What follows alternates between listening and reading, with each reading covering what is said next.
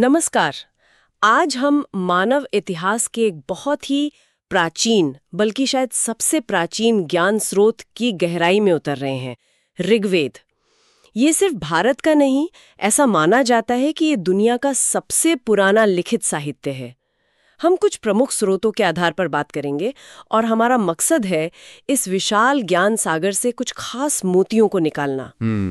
मतलब इसकी बनावट, इसके मुख्य विचार और आज के समय में ये कितना प्रासंगिक है ये समझना। तो चलिए शुरू करते हैं। बिल्कुल। सबसे पहले इसका नाम ही देखें, ऋग्वेद। इसका मतलब है स्तुतियों का ज्ञान, है ना? बिल्कुल। ऋग मतलब स्तुति या छंद और वेद मतलब ज्ञान। और दिलचस्प बात यह है, जैसा आपने कहा, कि इसे शुरुआत में लिखा नहीं गया था। हाँ, ये श्रुति परंपरा का हिस्सा है। कहते हैं ऋषियों ने गहरे ध्यान में इसे सुना मतलब सीधे कॉस्मिक सोर्स से? हाँ, एक तरह से। इसीलिए इसे अपौरुषेय भी कहते हैं, मतलब किसी इंसान ने नहीं बनाया। और फिर ये ज्ञान पीढ़ी दर पीढ़ी मौखिक रूप से सुनकर याद करके आगे बढ़ाया गया। आज से लगभग 3500 साल पहले। 3500 साल? और ये सिर्फ स्तुतियां ही हैं या कुछ और भी है इसमें? नहीं, ये सिर्फ स्तुतियां नहीं है। ये एक बहुत ही व्यवस्थित संकलन है। इसमें 10 खंड हैं जिन्हें मंडल कहते हैं। 10 मंडल? हाँ, और इन मंडलों में 1028 सूक्त हैं। सूक्त मतलब अच्छी तरह से कहा गया, यानी भजन या प्रार्थनाएं। 1000 से ज्यादा सूक्त? जी, 1028। और कुल मिलाके करीब 10,500 मंत्र या छंद है इसमें। बाप रे, बहुत विशाल है ये तो। हाँ, बहुत विशाल। और इसमें 400 से ज्यादा ऋषियों का जिक्र आता है जिन्होंने इन मंत्रों को देखा या रचा। अग्नि, इंद्र, वरुण, सोम जैसे देवताओं की स्तुतियां इसमें मुख्य हैं। और ये सब वैदिक संस्कृत भाषा में है, जो आज की संस्कृत से थोड़ी अलग है, और खास छंदों में, जैसे गायत्री, त्रिष्टुप वगैरह। आपने गायत्री छंद का जिक्र किया, और गायत्री मंत्र तो बहुत प्रसिद्ध है, वो भी यहीं से है? बिल्कुल। ऋग्वेद के तीसरे मंडल में ही प्रसिद्ध गायत्री मंत्र 3.6.10 मिलता है। ओम भूर्भुवः स्वः वाला? हाँ, वही। ये सविता देव यानी सूर्य की स्तुति है, लेकिन इसका गहरा अर्थ है उस परम तेजस्वी चेतना का आह्वान। और कहते हैं 10वां मंडल काफी दार्शनिक है। हाँ, 10वां मंडल बहुत गहरा है।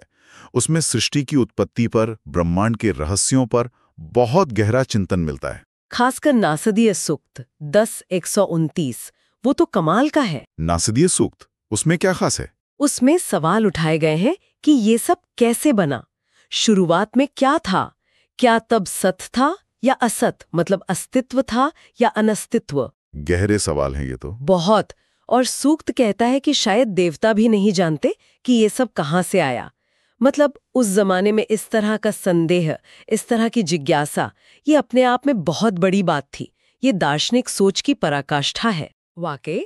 और एक और शब्द बार बार सुनने में आता है, ऋत। इसका क्या मतलब है? ऋत, हाँ, ये ऋग्वेद का एक बहुत ही अहम, मतलब केंद्रीय विचार है। ये सिर्फ कोई नियम या कानून नहीं है। ये ब्रह्मांड को चलाने वाली एक नैतिक, प्राकृतिक और दैवीय व्यवस्था है। अच्छा, मतलब एक तरह का कॉस्मिक ऑर्डर? बिल्कुल। कॉस्मिक ऑर्डर, यूनिवर्सल लॉ, सत्य, संतुलन, सब कुछ इसी ऋत के सिद्धांत से बंधा हुआ है, संचालित होता है। सब कुछ सामंजस्य में रहे, यही ऋत है। ये तो बहुत गहरा विचार है। हाँ, और 10वें मंडल में ही पुरुष सूक्त 10.90 भी है, जिसमें एक विराट पुरुष की कल्पना से सृष्टि और समाज की उत्पत्ति का एक प्रतीकात्मक वर्णन है। और हिरण्यगर्भ सूक्त भी है शायद? जी, हिरण्यगर्भ सूक्त 10.121, जो सृष्टि की शुरुआत एक सुनहरा गर्भ या एक तरह की रचनात्मक ऊर्जा, ब्रह्म से मानता है। ये सब पढ़ते हुए मेरे मन में एक सवाल आया। जी, क्या इस ज्ञान परंपरा में स्त्रियों की भी कोई भूमिका थी? क्या वो भी रचयिता थी? बिल्कुल थी। ये एक बहुत महत्वपूर्ण बात है। ऋग्वेद में कई स्त्रियों को ऋषि का दर्जा दिया गया है।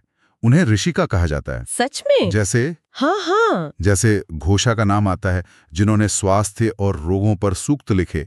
लोपामुद्रा हैं, जिनका ऋषि अगस्त्य के साथ एक गहरा दार्शनिक संवाद मिलता है। अच्छा। अपाला है, जिन्होंने अपनी व्यक्तिगत इच्छाओं और सौंदर्य पर स्तुति रची। विश्ववारा हैं, जिन्होंने यज्ञ और नीति पर लिखा। ये दिखाता है कि उस समय स्त्रियों को न सिर्फ ज्ञान का अधिकार था, बल्कि उन्हें मंत्रद्रष्टा, मतलब मंत्रों को देखने वाली भी माना जाता था। अच्छा। उन्हें सभाओं में बोलने का भी अधिकार था। ये तो कमाल की बात है। मतलब उस प्राचीन समाज में भी वाह।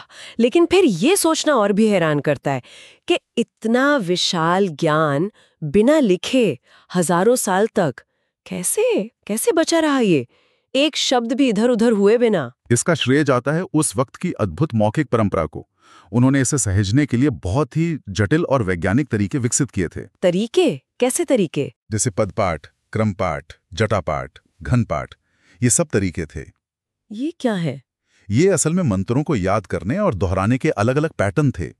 पदपाठ में हर शब्द को अलग अलग बोला जाता था। क्रमपाठ में दो दो शब्दों को जोड़कर आगे पीछे दोहराते थे। जटापाठ और घनपाठ तो और भी ज्यादा जटिल थे, जिसमें शब्दों के क्रम को कई तरह से उलट पलट कर बोला जाता था। इसका मकसद यही था कि उच्चारण, स्वर और क्रम में जरा से भी गलती ना हो, एक भी अक्षर न बदले। अविश्वसनीय है, इतनी मेहनत सिर्फ याद रखने के लिए। हाँ, क्योंकि इस ज्ञान को बेहद पवित्र माना जाता था। ध्वनि को, शब्द को बहुत महत्व दिया जाता था। तो इतनी सावधानी से जिसे हजारों साल सहेजा गया, वो ज्ञान आज हमारे लिए कैसे प्रासंगिक है आज की दुनिया में? देखिए, इसकी प्रासंगिकता तो कई स्तरों पर है, और शायद आज पहले से भी ज्यादा। जैसे? सबसे पहले तो योग और ध्यान। आत्मा, मन, प्राण शक्ति, इन सब की गहरी समझ की जड़ें आपको ऋग्वेद में मिलेंगी। अच्छा। फिर प्रकृति के प्रति जो सम्मान का भाव है, नदियों की स्तुति है, वायु की, सूर्य की, ये आज के पर्यावरण संकट के दौर में हमें एक अलग नजरिया दे सकता है। हाँ, ये तो है। इसके अलावा खगोल विज्ञान के शुरुआती सूत्र हैं, सूर्य चंद्रमा की गणना के संकेत मिलते हैं। आयुर्वेद की बात करें तो जड़ी बूटियों और चिकित्सा के उल्लेख हैं। यहां तक कि ध्वनि विज्ञान, छंदों और स्वरों का इतना सटीक ज्ञान, ये दिखाता है कि उन्हें ध्वनि की शक्ति का कितना अंदाजा था। और दर्शन? दर्शन तो है ही।